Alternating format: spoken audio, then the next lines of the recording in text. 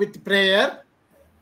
Guru Brahma, Gurur Vishnu, Gurur Devo Maheshwara, Guru Sakshat Parabrahma, Tasmai Shri Gurave Namaha.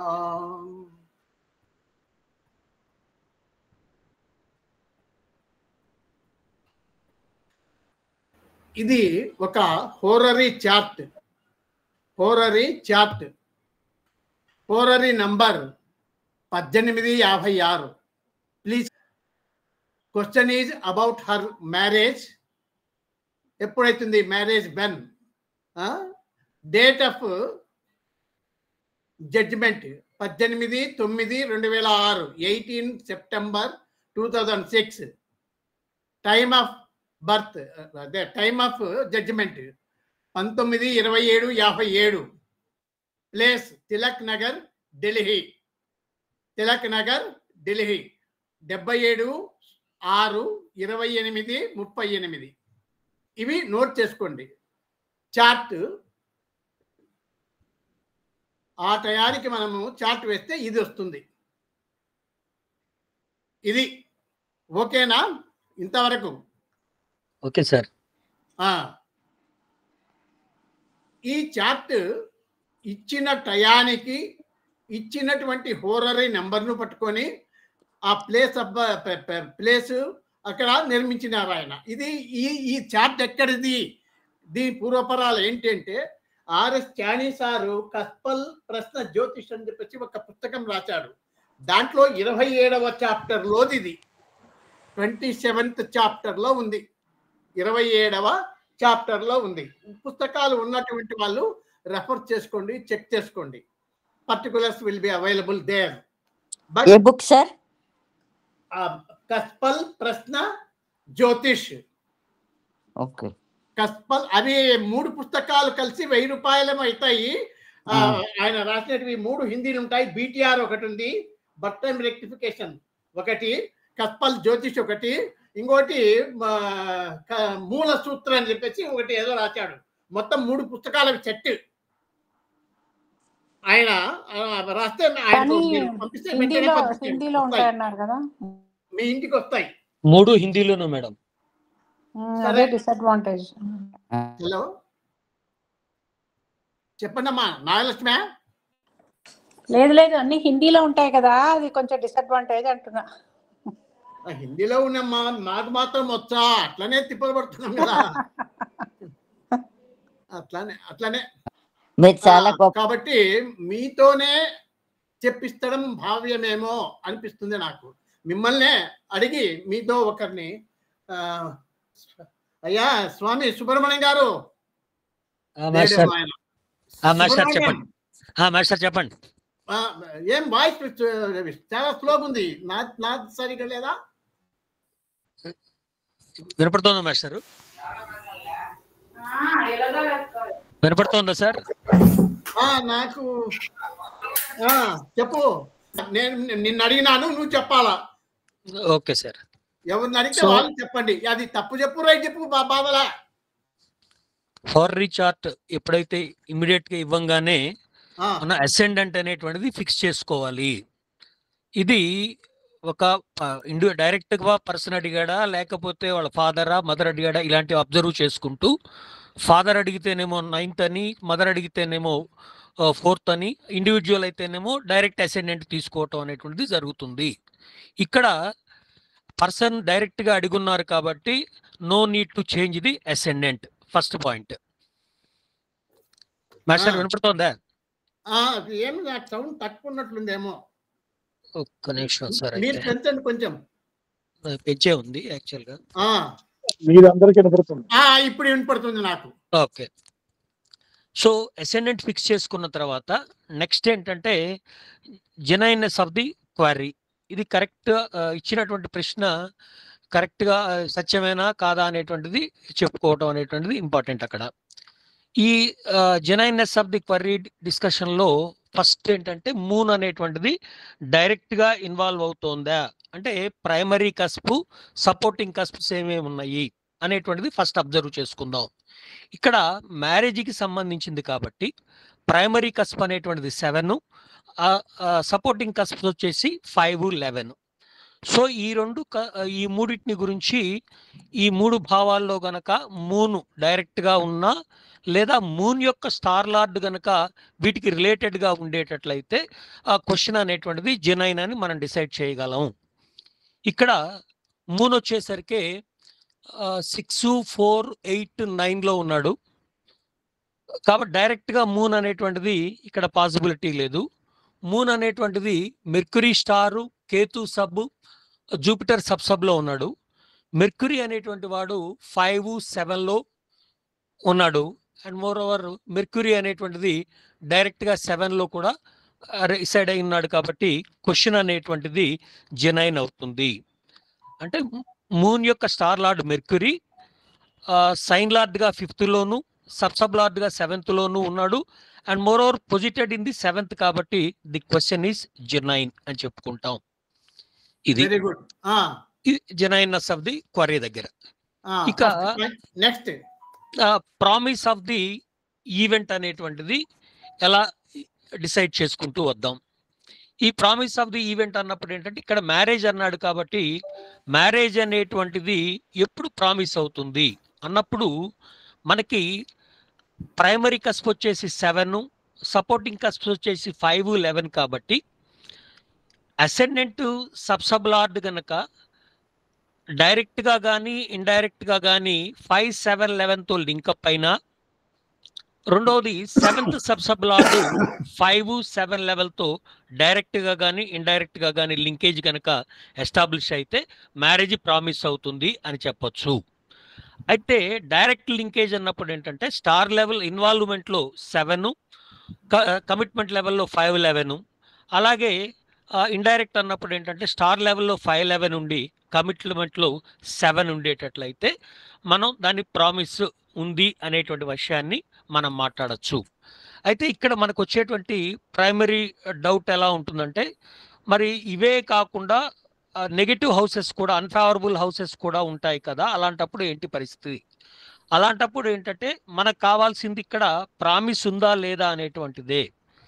ఆ negative houses ఉన్నప్పుడు లేదా unfavourable houses ఉన్నప్పుడు ఏమవుతుందంటే marriage అయిన తర్వాత డిస్టర్బెన్సెస్ కానీ వాటికి కారణం అవుతుంది. కాబట్టి ఏంటంటే ఇప్పుడు వాటి గురించి మనం వెళ్లకుండా ప్రామిస్ ఉందా లేదా అనేటువంటిది అబ్జర్వ్ చేసుకుంటూ వద్దాం.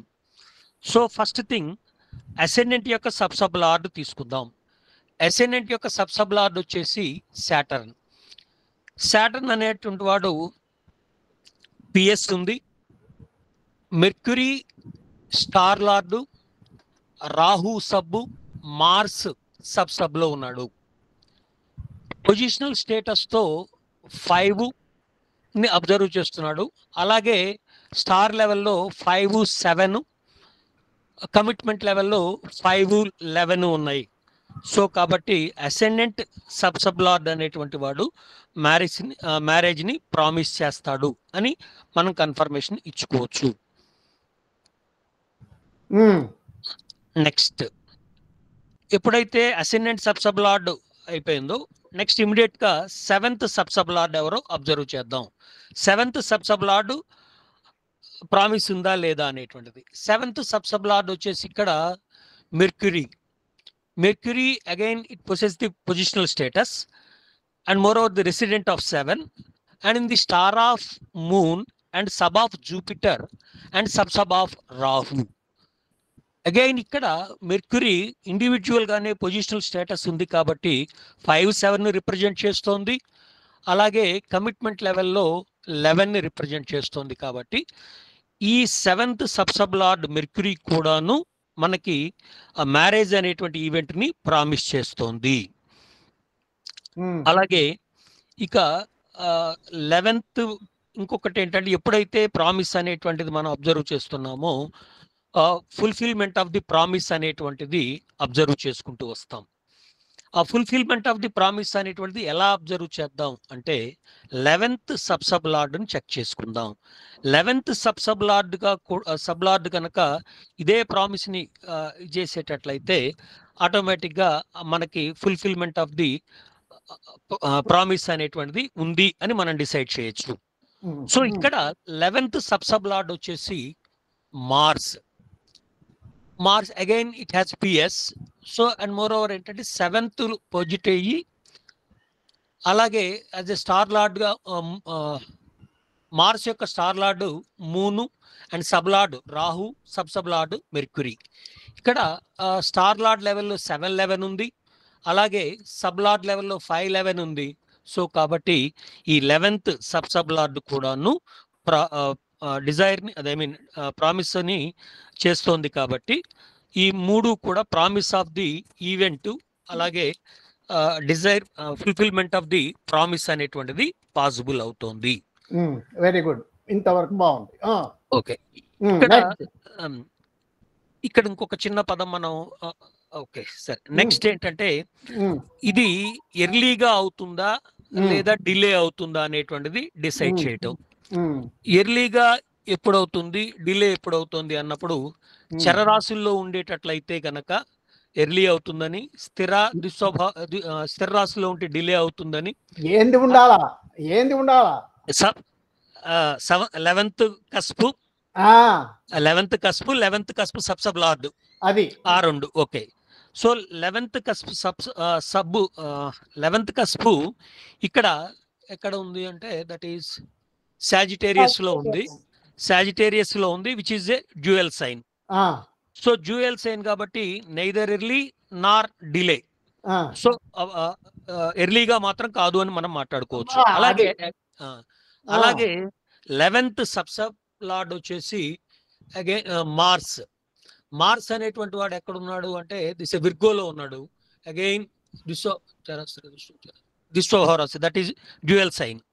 Again neither early nor delay కాబట్టి so marriage may not occur early, తొందరగా అయితే జరగదు అని డిసైడ్ చేయొచ్చు. వెరీ గుడ్, ఇంతవరకు ప్రామిస్ ఆఫ్ ది ఈవెంట్, తర్వాత డిలే అనేది మాట్లాడుకుంటూ వస్తున్నాం.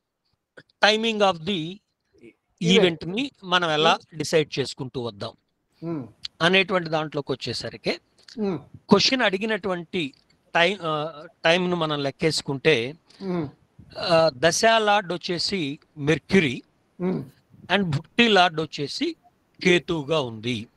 ఇక్కడ ఇక మనం ఏంటంటే ఇచ్చినటువంటి మన అలవాటు ప్రకారం పెద్ద టేబుల్ కస్పలింక్ ఇంటర్లింక్ టేబుల్లో ఏవేవి మనకి ఫేవరబుల్ గా ఉన్నాయి అనేటువంటిది కౌంటర్ చేసుకుంటూ 1 by 1 డిసైడ్ చేసుకుంటూ వద్దాం.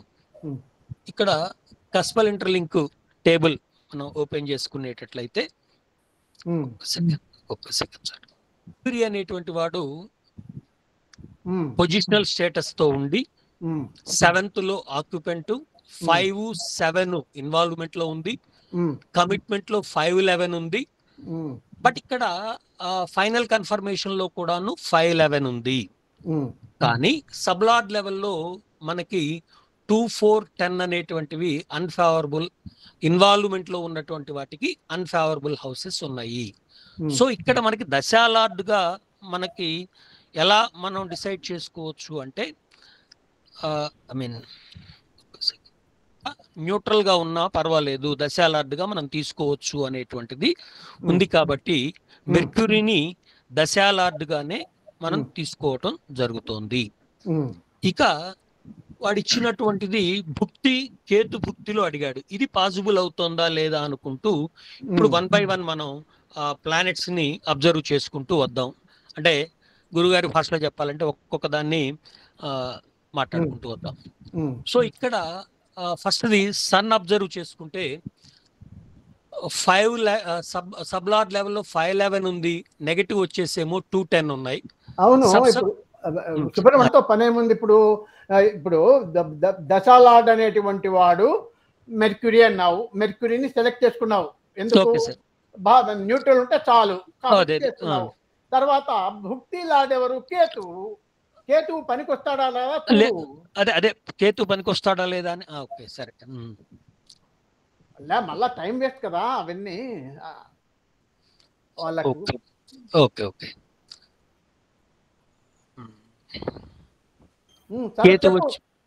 నువ్వు ఎట్లా చెప్పదలుచుకున్నావో చెప్పేసేయి. నీ ఇష్టం వచ్చినట్టు చెప్పు, ఏం పర్వాలేదు. ఈరోజు నీ ఇష్టం వచ్చినట్టు చెప్పాయా, నేను వింటా. ఇలా ఇలా ఒక్కొక్క టెక్నిక్ తెలుస్తుంది కదా మనకు. సరే మాస్టర్, ఒక్క నిమిషం. చెప్పండి. అంటే ఓకే ఓకే, దీంట్లో యాక్చువల్గా వచ్చేసరికి సన్ అనేటువంటి దానికి వచ్చేసరికేనేమో -210 ఉన్నాయి సబ్లార్ లెవెల్లో, సబ్లార్ లెవెల్లో 2,610 ఉన్నాయి. అలాగే మూన్ తీసుకుంటే నెగటివ్స్ దాదాపుగా సబ్లార్ లెవెల్లో 2, 6, 8, 10, 12 ఉన్నాయి, 2, 4, 10. ఇలా మనం అబ్జర్వ్ చేసుకుంటూ వెళ్తే ఎక్కడ ఎక్కువగా ఉన్నాయి అనేటువంటి నెగటివ్ ఎక్కువగా ఉన్నాయి అనేటువంటిది అబ్జర్వ్ చేసుకుంటే ఇప్పుడు మూన్ దగ్గర నెగటివ్ కనపడుతోంది. అలాగే ఇంకా ఎక్కువగా వచ్చేసరికి జూపిటర్ దగ్గర ఎక్కువగా ఉన్నాయి. ఒక వీనస్ దగ్గర మాత్రం 210, 2 ఒకటే కనపడుతోంది. అలాగే సాటర్న్ దగ్గర 2, 4, 10, ఇక్కడ దీని దగ్గర సబ్ దగ్గర 10 ఒక్కటే ఉంది. అలాగే రాహు బాగానే ఉంది. అగైన్ దీని దగ్గర కేతు దగ్గరికి వచ్చేసరికి 2, 4, 10, 2, 4, 10 ఉన్నాయి. ఇవి ఏంటంటే నెగటివ్గా ఎక్కువగా ఉన్నాయి అనేటువంటి దృష్టితో ఈ కేతు అనేటువంటిది పనికిరాదు అనేటువంటి దాంట్లో ఒకటి తీసుకుంటున్నాం. కేతు కాకుండా ఇంకొక దానికి వెళ్దాం అనేటువంటిది. ఇప్పుడు కేతువుని విశ్లేషణ చేయి. ఇప్పుడు నువ్వు చెప్పినావు కేతు అనేటువంటి వాడు పిఎస్ తో 711 ఉంది. 7 ఆక్యుపెంట్. కేతు స్ట్రాంగ్ గానే ఉన్నాడు సార్. ఉండండి స్ట్రాంగ్ కాదులేండి. కేతు అనేటువంటి వాడు రెసిడెంట్ గా ఉన్నాడు విత్ పిఎస్ 711 ఉంది. ఇక్కడ in the star of sun and sub of Jupiter, sub of Jupiter. ఇక్కడ ఇన్వాల్వ్మెంట్ లో 5, 7, 11 3 వచ్చినాయి. వచ్చి ఇట్లా వచ్చినప్పుడు 3 వచ్చినప్పుడు మనము ఏం చూడాలా? 7 ప్రైమరీ కస్ప్. దానికి నెగేషన్స్ ఎన్ని ఉన్నాయి చూడు. 1, 2, 10, 1, 2, 6, 10. 7 to 1, 2, 6, 10 అట్లాంటిది 1, 2, 10 వచ్చినాయి. 5 ఇన్వాల్వ్మెంట్ లో ఉంది. 5 కు నెగేషన్ ఏమి? 4, 8, 11, 12. 4, 8, 12 4 ఉంది. ఇంకా 11 కు సరే 2, 5, 6, 10. కాబట్టి ఇక్కడ టోటల్ గా 1, 2, 4, 10 అనేటివి సబ్ లెవెల్లో నెగేషన్ ఉంది. ఫైనల్ కన్ఫర్మేషన్ లో కూడా ఉంది. కాబట్టి కేతు అనేటువంటి వాడు అంత స్ట్రాంగ్ గా అగుపించాడు. పైగా కేతు భక్తిలో వివాహం అవుతుంది అని చెప్పడానికి వీల్లేదని ఇంతకుముందే చెప్పాడు అతను సుబ్రహ్మణ్యం. ఏమన్నాడు? 11th కస్పు సబ్లార్డ్ దుస్వభావ రాశి అయినటువంటి కన్యలో పడింది. 11th cusp itself falls in Dhanu రాశి. అది దుస్వభావ రాశి. కాబట్టి కనుచూపు మేరలో దగ్గట్లో వివాహం అవుతుంది అని మనము డిసైడ్ చేయడం అంత అవివేకం ఇంకోటి ఉండదు అని ముందే చెప్పాడు చూచాయిగా. కాబట్టి కేతు భుక్తిలో ఎట్టి పరిస్థితుల్లో జరగదు. ఎందుకంటే షార్ట్ స్పాన్ ఉంది కాబట్టి. అది ఆ కేతు అది కూడా చూడు ఎంత ఉంది. ఆ కేతు 18. కేతు ఇది 18, 9. ఇదేమో ఇది బుధ కేతు. ఇదిగో 23, 1 కేతు 23, 1, 2007 వరకే కదా. కాబట్టి అంత తొందరగా జరగడానికి వీలు లేదు. సో వీ కెన్ ఈజీలీ ఇంకా మళ్ళా వాళ్ళ లోపలికి పోవాల్సిన పనిలా. ఇంకా నెక్స్ట్ ఎవరు వస్తారు? కేతు తర్వాత వింశోత్తరి దిశ ప్రకారంగా కేతు తర్వాత వీనస్. వీనస్ చెక్ చేయండి. పెద్ద చార్జ్ తీసుకో. రైట్. వీనస్ కి వచ్చేసరికి వీనస్ అనేటువంటి పొజిషనల్ స్టేటస్ ఉంది. 7th లో డైరెక్ట్ గా రిసైడ్ అయి ఉన్నాడు. ఇన్వాల్వ్మెంట్ లో 7 చూపెడుతోంది. అలాగే కమిట్మెంట్ లో 511 ఉంది. ఒక నెగేషన్ 210 ఉంది. ఇక్కడ సబ్ లెవెల్లో కూడా సబ్లార్ లెవెల్లో 7 ఉంది. ఓన్లీ 2 ఒక్కటే ఉంది. ఇది ఎందుకు తీసుకోవాలి అనేటువంటి దానికి వచ్చేసరికి మిగిలిన వాటిలో గ్రహాలన్నిటినీ చెక్ చేసుకుంటే నెగేషన్స్ ఎక్కువ ఉన్నాయి. వాటితో కంపేర్ చేసినప్పుడు వీనస్ అనేటువంటిది, సాటర్న్ అనేటువంటివి 2 మాత్రమే తక్కువ నెగేషన్స్ ఉన్నాయి. కాబట్టి మనం అబ్జర్వ్ చేసుకుంటాం. వింశోత్తరి దశాపరంగా ఏంటంటే నెక్స్ట్ది వీనస్. కాబట్టి వీనస్ భుక్తిని తీసుకోవటంలో ఆంతర్యం ఉంటుంది, బాగుంటుంది అనేటువంటిది ఆలోచన మాస్టర్. వెరీ గుడ్ చెప్తా. ఇంకో ఎప్పుడైతే ఇక్కడ మనము ఇక్కడ చూడండి బుధ భుక్తి ఓకే, ఇప్పుడు కేతు భుక్తి పనికిరాదని తీసేసినాం. తర్వాత వీనస్ తీసుకున్నాం. వింశోత్తరి దశ ప్రకారంగా వీనస్ బలవంతుడు అని చెప్పేసి అంటున్నావు. వానికంటే బలవంతుడు రవి ఉండొచ్చు కదా. కాబట్టి ఎప్పుడైనా కానీ మనం సెలెక్ట్ చేసుకునేటప్పుడు కనీసం 1 2 1 2 3 భుక్తులు మినిమం. ఇప్పుడు కేతు భుక్తి పనికిరాదన్నాం, తర్వాత ఒకటి అయిపోయా, 2 వీనస్, వాడు పనికిరా, వానికంటే బలవంతుడు వీడు ఉండొచ్చేమో, చూద్దాము. సన్ దగ్గర చూసేటట్లయితే నెక్స్ట్ వచ్చేటువంటిది వీనస్ తర్వాత సన్నే కాబట్టి సన్ దగ్గర నెగేషన్స్ అదే మీన్ ఇన్వాల్వ్మెంట్ లెవెల్ 7 ఉంది, ఇక్కడ 2 10 ఉన్నాయి, 2 6 10 ఉంది. ఇక్కడ సబ్ లార్డ్ లెవెల్లో కనుక 6 కనుక ఉండేటట్లయితే ఇట్ ఈస్ టూ డేంజరస్ అనేటువంటిది ఒక పదం చాని గారు వాడి ఉన్నారు. సబ్ లెవెల్లో కనుక 6 ఉండేటట్లయితే అది మ్యారేజ్ కాకపోవటానికి చాలా అవకాశం ఉంది ఆ పీరియడ్ అనేటువంటి పదం ఆయన చాని గారు దీంట్లో వాడి ఉంది ఒక సందర్భంలో. అందువల్ల అక్కడ మనం సన్ అనేటువంటిది పనికిరాదు అనుకుంటున్నాను నా దృష్టిలో. అలాగే ఒకటి ఆలోచించండి, సన్ భుక్తి తీసుకుంటే సన్ అనేవాడు 7th రెసిడెంట్ విత్ పిఎస్.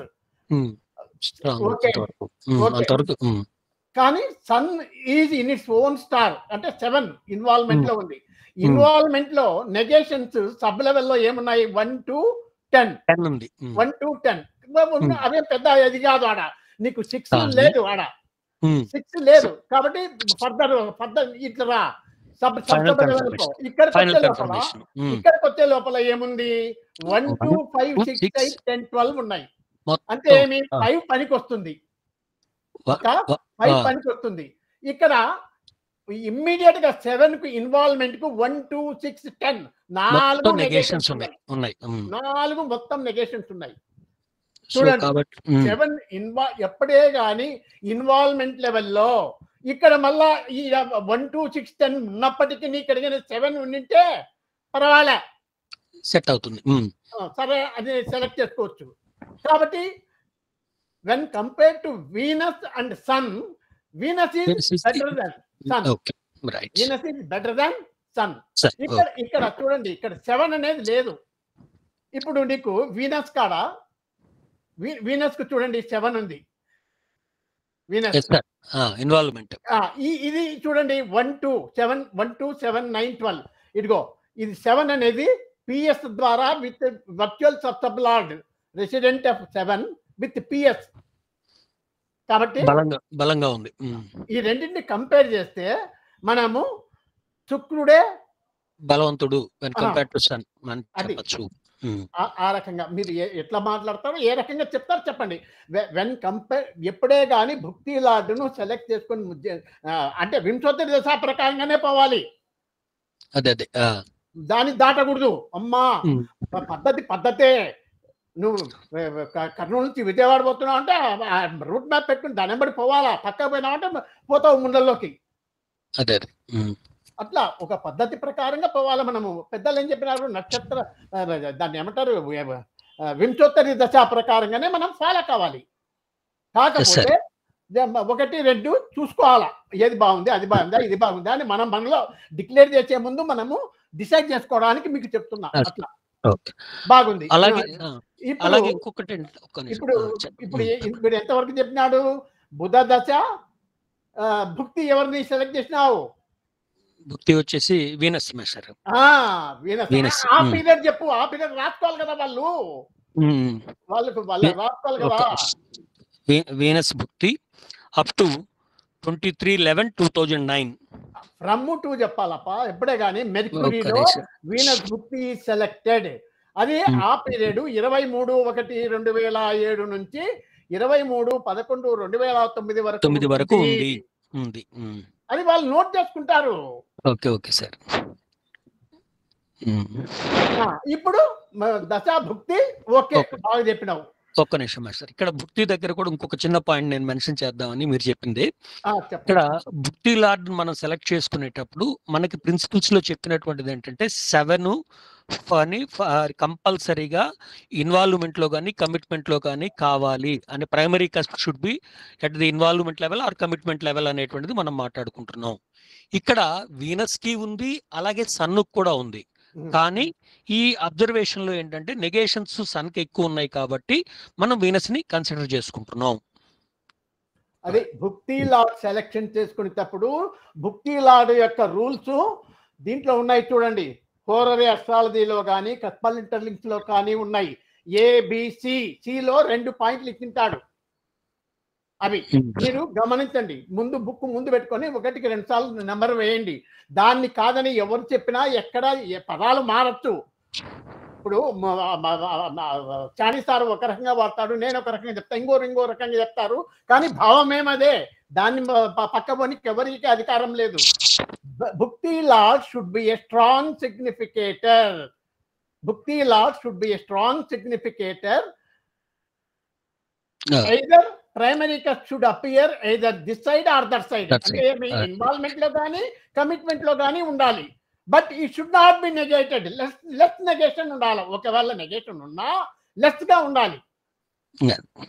అన్ని నెగేషన్ లేకుండా 100కి 100 పాలు కావాలంటే ఇంకా బ్రహ్మదేవుడే రావాలి. ఉంటాయి. మానవ జీవితం ఇది. పుస్తకంలో రాసినంత నీట్ గా ఎక్కడ దొరకదు, ఏ చార్టు దొరకదు.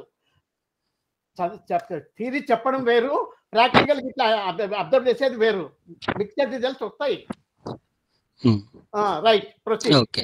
నెక్స్ట్ భుక్తి సెలెక్ట్ చేసుకున్న తర్వాత ఇక అంతరా సెలెక్ట్ చేసుకోవటం ఎలా ఉంటుంది? అగైన్ భుక్తి లార్డ్కి ఏదైతే రూల్స్ అప్లికబుల్ అవుతున్నాయో అంతరా లార్డ్ కూడాను సేమ్ రూల్స్ అప్లికబుల్ అవుతాయి అనేటువంటిది ఉన్నటువంటి మనకున్న. ఇక్కడ వీనస్ అంతరా అప్ టు 14/7/2007 దాకా ఉంది. వీనస్ అంతరా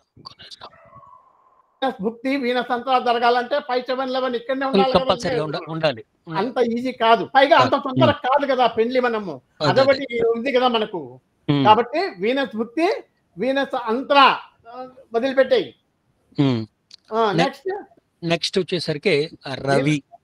వీనస్ తర్వాత ఇక రవి రావాలి. అది గుర్తు పెట్టుకోండి. ఇది అదే సన్ రావాలి. సన్ వచ్చేసి అగైన్ ఇక్కడికి వచ్చేసరికి ఈ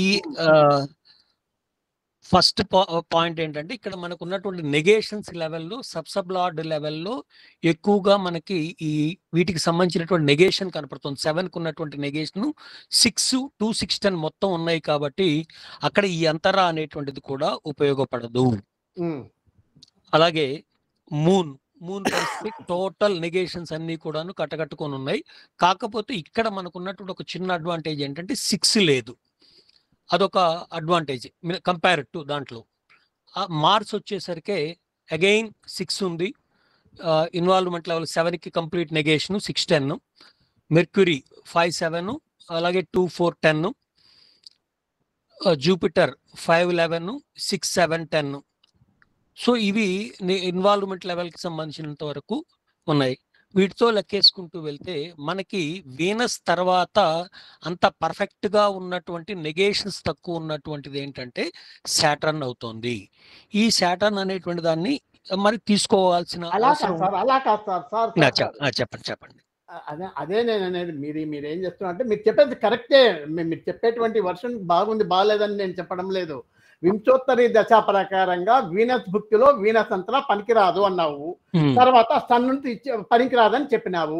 తర్వాత మూన్ ఎందుకు పనికిరాడు అన్న చెప్పాలా? ఒక్కొక్కరిని చెప్తే మూన్ ఎందుకు పనికిరాడు? 5-7 ఇన్వాల్వ్మెంట్ లో ఉంది. కమిట్మెంట్ లో చూడండి అన్ని 7, 2, 6, 10, 12, 8 అన్ని నెగేషన్స్ ఉన్నాయి. అలాగే మరి 2, 4, 10 ఉంది. కాబట్టి వాడు కూడా పనికిరాదు. తర్వాత సన్ తర్వాత ఎవరు వస్తారు? మార్స్ 7-11 ఇన్వాల్వ్మెంట్ లో ఉంది. 2-10 ఉంది. అగైన్ 2-6-10 ఉంది. మళ్ళీ నెగేషన్ కంప్లీట్ గా ఉంది ఇక్కడ అన్ఫేవరబుల్ ఇవి. సో కాబట్టి అందువల్ల మార్స్ ని నెగ్లెక్ట్ చేయడం జరుగుతోంది. అగైన్ మెర్క్యూరీ 5-7 ఇన్వాల్వ్మెంట్ లో ఉంది. కమిట్మెంట్ లో 2-4-10 ఉన్నాయి. So final confirmation again 2-4-10. మళ్ళీ నెగటివ్ హౌసెస్ ఇక్కడ మనం ఇందాక చెప్పుకున్నటువంటి వెయిటేజ్ అనేటువంటి దానిలో లెక్కేసుకున్నప్పుడు ఇవన్నీ కూడా ఏమవుతుందంటే నెగటివ్ ఎక్కువ